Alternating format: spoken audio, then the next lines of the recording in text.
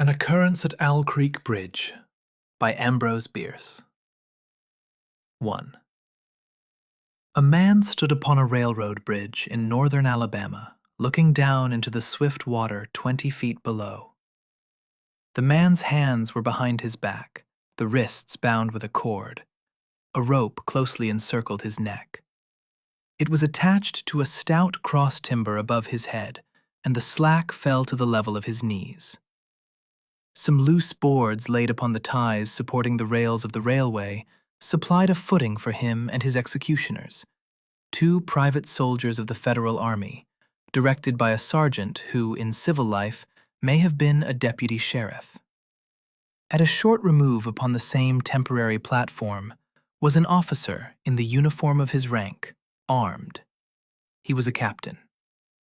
A sentinel at each end of the bridge stood with his rifle in the position known as support, that is to say, vertical in front of the left shoulder, the hammer resting on the forearm thrown straight across the chest, a formal and unnatural position, enforcing an erect carriage of the body. It did not appear to be the duty of these 2 men to know what was occurring at the center of the bridge. They merely blockaded the 2 ends of the foot planking that traversed it. Beyond one of the sentinels, nobody was in sight. The railroad ran straight away into a forest for 100 yards, then, curving, was lost to view. Doubtless, there was an outpost farther along. The other bank of the stream was open ground, a gentle slope topped with a stockade of vertical tree trunks, loopholed for rifles, with a single embrasure through which protruded the muzzle of a brass cannon commanding the bridge. Midway up the slope between the bridge and fort were the spectators, a single company of infantry in line, at parade rest, the butts of their rifles on the ground, the barrels inclining slightly backward against the right shoulder, the hands crossed upon the stock. A lieutenant stood at the right of the line, the point of his sword upon the ground, his left hand resting upon his right. Excepting the group of 4 at the center of the bridge, not a man moved. The company faced the bridge, staring stonily, motionless. The sentinels, facing the banks of the stream, might have been statues to adorn the bridge. The captain stood with folded arms, silent, observing the work of his subordinates, but making no sign. Death is a dignitary who, when he comes announced, is to be received with formal manifestations of respect, even by those most familiar with him. In the code of military etiquette, silence and fixity are forms of deference. The man who was engaged in being hanged was apparently about 35 years of age. He was a civilian, if one might judge from his habit, which was that of a planter. His features were good, a straight nose, firm mouth, broad forehead, from which his long, dark hair was combed straight back, falling behind his ears to the collar of his well-fitting frock coat. He wore a mustache and pointed beard, but no whiskers. His eyes were large and dark gray, and had a kindly expression, which one would hardly have expected in one whose neck was in the hemp. Evidently, this was no vulgar assassin.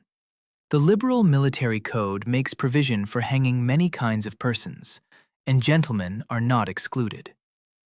The preparations being complete, the 2 private soldiers stepped aside and each drew away the plank upon which he had been standing. The sergeant turned to the captain, saluted, and placed himself immediately behind that officer, who in turn moved apart 1 pace. These movements left the condemned man and the sergeant standing on the 2 ends of the same plank, which spanned 3 of the cross ties of the bridge. The end upon which the civilian stood almost, but not quite, reached a 4th. This plank had been held in place by the weight of the captain. It was now held by that of the sergeant. At a signal from the former, the latter would step aside, the plank would tilt, and the condemned man go down between 2 ties. The arrangement commended itself to his judgment as simple and effective. His face had not been covered, nor his eyes bandaged. He looked a moment at his unsteadfast footing, then let his gaze wander to the swirling water of the stream racing madly beneath his feet. A piece of dancing driftwood caught his attention, and his eyes followed it down the current. How slowly it appeared to move! What a sluggish stream! His last thoughts upon his wife and children. The water, touched to gold by the early sun, the brooding mists under the banks at some distance down the stream, the fort, the soldiers, the piece of drift, all had distracted him. And now he became conscious of a new disturbance. Striking through the thought of his dear ones was sound which he could neither ignore nor understand, a sharp, distinct, metallic percussion like the stroke of a blacksmith's hammer upon the anvil. It had the same ringing quality. He wondered what it was, and whether immeasurably distant or nearby, it seemed both. Its recurrence was regular, but as slow as the tolling of a death knell. He awaited each new stroke with impatience and, he knew not why, apprehension. The intervals of silence grew progressively longer. The delays became maddening. With their greater infrequency, the sounds increased in strength and sharpness. They hurt his ear like the thrust of a knife. He feared he would shriek. What he heard was the ticking of his watch. He unclosed his eyes and saw again the water below him. If I could free my hands, he thought, I might throw off the noose and spring into the stream. By diving, I could evade the bullets and, swimming vigorously, reach the bank, take to the woods and get away home. My home, thank God, is as yet outside their lines. My wife and little ones are still beyond the invaders' farthest advance. As these thoughts, which have here to be set down in words, were flashed into the doomed man's brain, rather than evolved from it, the captain nodded to the sergeant. The sergeant stepped aside. Tu Peyton Farquhar was a well-to-do planter of an old and highly respected Alabama family. Being a slave owner, and, like other slave owners, a politician, he was naturally an original secessionist and ardently devoted to the Southern cause. Circumstances of an imperious nature, which it is unnecessary to relate here, had prevented him from taking service with that gallant army which had fought the disastrous campaigns ending with the fall of Corinth, and he chafed under the inglorious restraint, longing for the release of his energies, the larger life of the soldier, the opportunity for distinction. That opportunity, he felt, would come, as it comes to all in wartime. Meanwhile, he did what he could. No service was too humble for him to perform in the aid of the South, no adventure too perilous for him to undertake, if consistent with the character of a civilian who was at heart a soldier, and who, in good faith, and without too much qualification, assented to at least a part of the frankly villainous dictum that all is fair in love and war.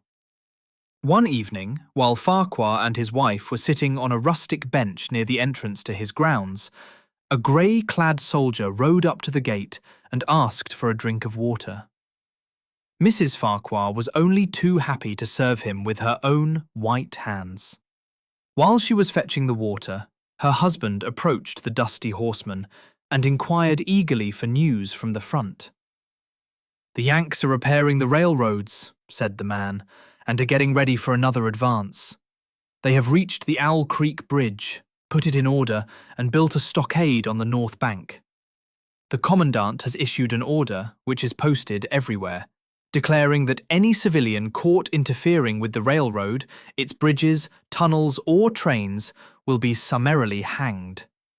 I saw the order." "How far is it to the Owl Creek Bridge?" Farquhar asked. "About 30 miles. "Is there no force on this side of the creek?" "Only a picket post half a mile out, on the railroad, and a single sentinel at this end of the bridge." "Suppose a man, A civilian and student of hanging should elude the picket post and perhaps get the better of the sentinel, said Farquhar, smiling. What could he accomplish? The soldier reflected. I was there a month ago, he replied.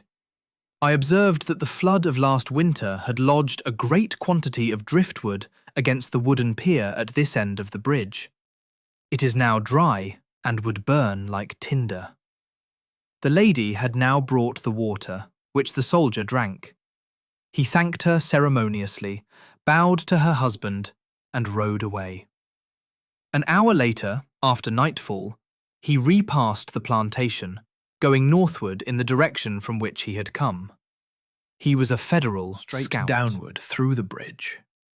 He lost consciousness, and was as one already dead. From this state he was awakened, ages later it seemed to him, by the pain of a sharp pressure upon his throat, followed by a sense of suffocation. Keen, poignant agonies seemed to shoot from his neck, downward through every fibre of his body and limbs. These pains appeared to flash along well-defined lines of ramification, and to beat with an inconceivably rapid periodicity. They seemed like streams of pulsating fire heating him to an intolerable temperature.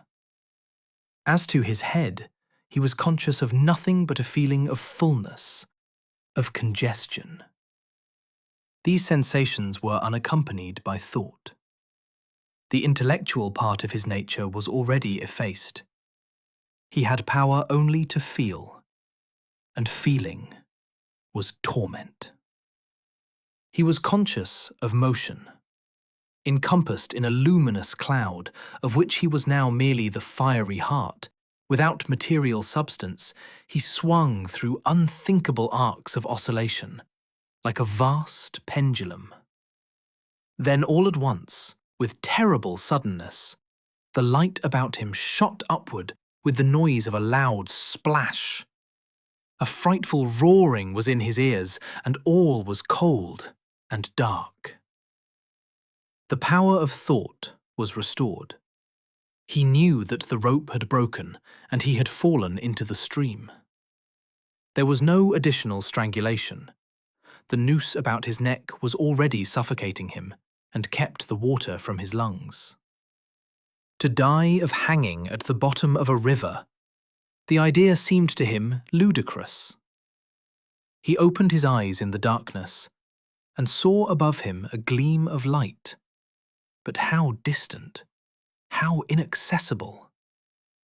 He was still sinking, for the light became fainter and fainter until it was a mere glimmer. Then it began to grow and brighten, and he knew that he was rising toward the surface, knew it with reluctance, for he was now very comfortable. To be hanged and drowned, he thought, that is not so bad. But I do not wish to be shot.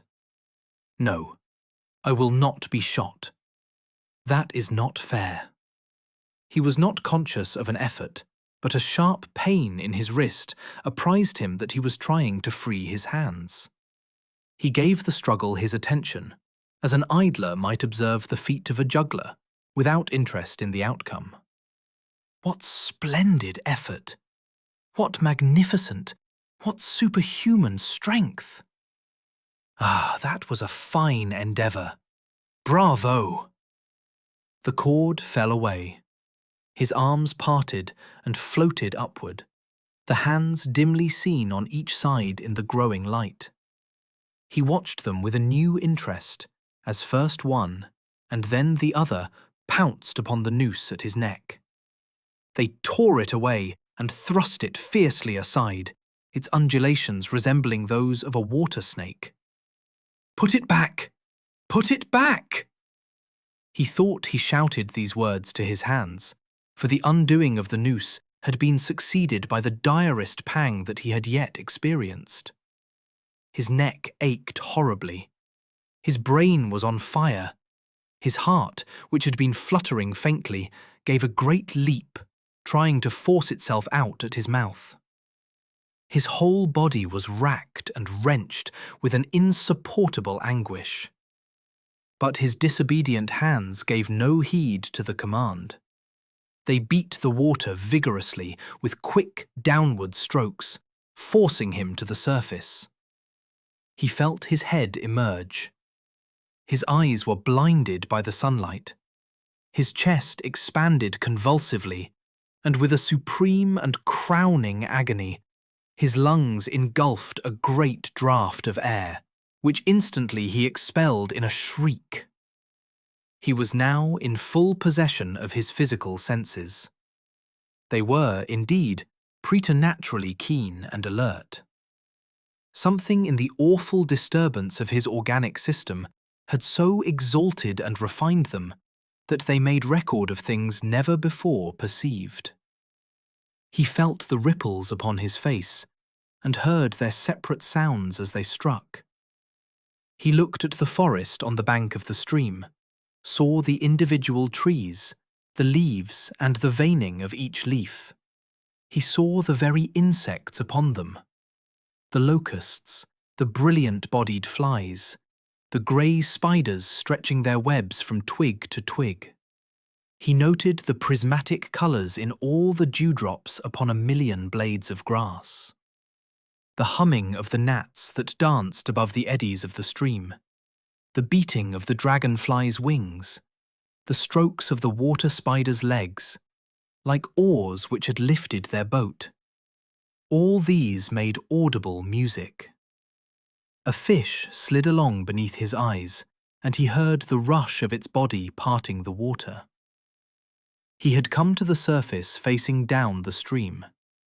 In a moment, the visible world seemed to wheel slowly round, himself the pivotal point, and he saw the bridge, the fort, the soldiers upon the bridge, the captain, the sergeant, the two privates, his executioners. They were in silhouette against the blue sky. They shouted and gesticulated, pointing at him. The captain had drawn his pistol, but did not fire. The others were unarmed. Their movements were grotesque and horrible, their forms gigantic. And something struck the water smartly within a few inches of his head, spattering his face with spray. He heard a second report and saw one of the sentinels with his rifle at his shoulder, a light cloud of blue smoke rising from the muzzle. The man in the water saw the eye of the man on the bridge gazing into his own through the sights of the rifle. He observed that it was a grey eye, and remembered having read that grey eyes were keenest, and that all famous marksmen had them. Nevertheless, this one had missed. A counter-swirl had caught Farquhar and turned him half round. He was again looking at the forest on the bank opposite the fort. The sound of a clear, high voice in a monotonous sing-song now rang out behind him and came across the water with a distinctness that pierced and subdued all other sounds, even the beating of the ripples in his ears. Although no soldier, he had frequented camps enough to know the dread significance of that deliberate, drawling, aspirated chant. The lieutenant on shore was taking a part in the morning's work. How coldly and pitilessly, with what an even, calm intonation, presaging and enforcing tranquillity in the men, with what accurately measured interval, fell those cruel words. "Company, attention, shoulder arms, ready, aim, fire!" Farquhar dived as deeply as he could. The water roared in his ears like the voice of Niagara, yet he heard the dull thunder of the volley, and, rising again toward the surface, met shining bits of metal, singularly flattened, oscillating slowly downward. Some of them touched him on the face and hands, then fell away, continuing their descent. One lodged between his collar and neck. It was uncomfortably warm, and he snatched it out. As he rose to the surface, gasping for breath, He saw that he had been a long time underwater. He was perceptibly farther downstream, nearer to safety. The soldiers had almost finished reloading. The metal ramrods flashed all at once in the sunshine as they were drawn from the barrels, turned in the air, and thrust into their sockets. The two sentinels fired again, independently and ineffectually. The hunted man saw all this over his shoulder. He was now swimming vigorously with the current. His brain was as energetic as his arms and legs. He thought with the rapidity of lightning. The officer, he reasoned, will not make that martinet's error a second time. It is as easy to dodge a volley as a single shot. He has probably already given the command to fire at will. God help me, I cannot dodge them all. An appalling splash within 2 yards of him was followed by a loud, rushing sound, diminuendo, which seemed to travel back through the air to the fort and died in an explosion which stirred the very river to its deeps. A rising sheet of water curved over him, fell down upon him, blinded him, strangled him. The cannon had taken a hand in the game.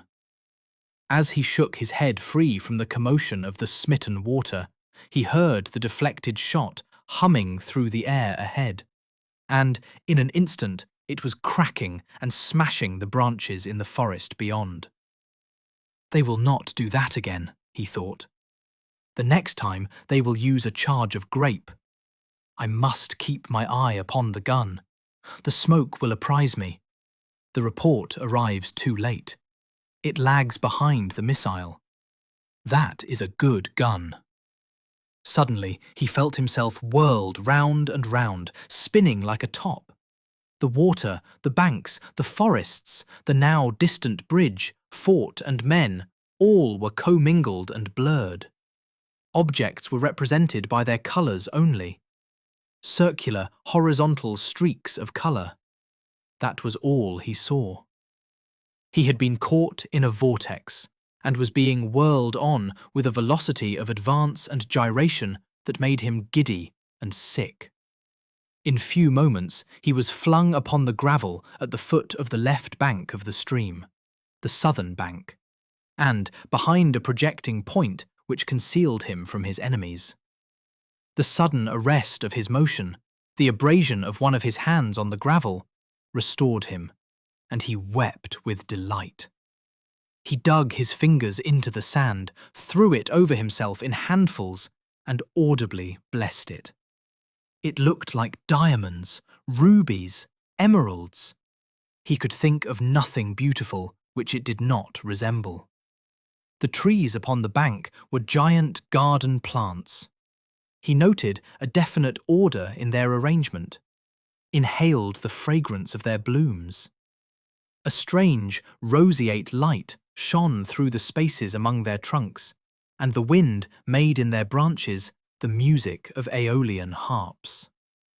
He had not wished to perfect his escape. He was content to remain in that enchanting spot until Rattle of grape shot among the branches high above his head roused him from his dream. The baffled cannoneer had fired him a random farewell. He sprang to his feet, rushed up the sloping bank, and plunged into the forest. All that day he travelled, laying his course by the rounding sun. The forest seemed interminable. Nowhere did he discover a break in it, not even a woodman's road. He had not known that he lived in so wild a region. There was something uncanny in the revelation. By nightfall, he was fatigued, footsore, famished. The thought of his wife and children urged him on. At last, he found a road which led him in what he knew to be the right direction. It was as wide and straight as a city street, yet it seemed untravelled. No fields bordered it, no dwelling anywhere. Not so much as the barking of a dog suggested human habitation. The black bodies of the trees formed a straight wall on both sides, terminating on the horizon in a point, like a diagram in a lesson in perspective. Overhead, as he looked up through this rift in the wood, shone great golden stars, looking unfamiliar and grouped in strange constellations. He was sure they were arranged in some order which had a secret and malign significance. The wood on either side was full of singular noises, among which, once, twice, and again, he distinctly heard whispers in an unknown tongue. His neck was in pain, and lifting his hand to it, found it horribly swollen. He knew that it had a circle of black where the rope had bruised it. His eyes felt congested. He could no longer close them. His tongue was swollen with thirst. He relieved its fever by thrusting it forward from between his teeth into the cold air. How softly the turf had carpeted the untraveled avenue. He could no longer feel the roadway beneath his feet. Doubtless, despite his suffering, he had fallen asleep while walking, for now he sees another scene. Perhaps he has merely recovered from a delirium. He stands at the gate of his own home. All is as he left it, and all bright and beautiful in the morning sunshine. He must have traveled the entire night. As he pushes open the gate and passes up the wide white walk, he sees a flutter of female garments.